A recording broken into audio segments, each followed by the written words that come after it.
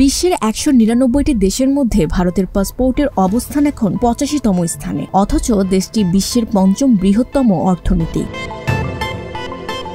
Henry passport সূচকের এই সর্বশেষ প্রতিবেদনে দেখা যাচ্ছে, অর্থনৈতিক শক্তিতে এগিয়ে থেকেও ভারত পিছিয়ে পড়ছে বৈশ্বিক চলাচলের স্বাধীনতায়। বিশেষজ্ঞরা বলছেন, ভারতের পাসপোর্ট দুর্বল হওয়ার পেছনে রয়েছে একাধিক কারণ। প্রথমত, কূটনৈতিক সম্পর্ক ও ভ্রমণ চুক্তির সীমাবদ্ধতা। বিশ্বের অনেক দেশ তাদের নাগরিকদের জন্য নতুন নতুন ভিসামুক্ত চুক্তি করছে, কিন্তু ভারত সেই গতি ধরে রাখতে পারেনি। দ্বিতীয়ত, অভিবাসন ও ভিসা অপব্যবহার।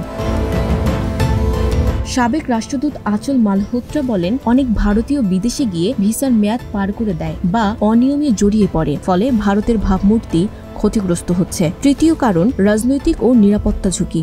ধর্মীয় উত্তেজনা ও অভ্যন্তরীণ অস্থিরতার কারণে অনেক দেশ ভারতকে ঝুঁকিপূর্ণ অঞ্চল হিসেবে দেখে। চতুর্থত, পাসপোর্ট জালিয়াতি ও প্রশাসনিক জটিলতা। শুধু ২০২৪ সালেই দিল্লি পুলিশ ২০০-র বেশি মানুষকে পাসপোর্ট জালিয়াতির অভিযোগে গ্রেফতার করেছে। পঞ্চম কারণ, প্রযুক্তিগত ধীরগতি।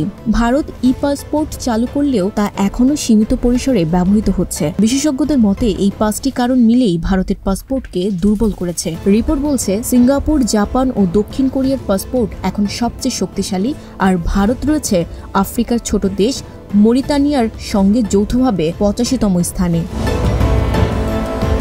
অর্থনৈতিক শক্তি যেমন ভারতের নাগরিকদের বিশ্বজুড়ে উপস্থিতি বাড়িয়েছে, ঠিক তেমনি সীমিত কূটনৈতিক প্রভাব ও প্রশাসনিক দুর্বলতা সেই গতিকে আটকে দিচ্ছে। প্রশ্ন একটাই, বিশ্বের পঞ্চম অর্থনীতির দেশ কি তার নাগরিকদের জন্য পাসপোর্ট মর্যাদায়ও সেই জায়গায় দখল করতে পারবে? Desk report, news flash 71।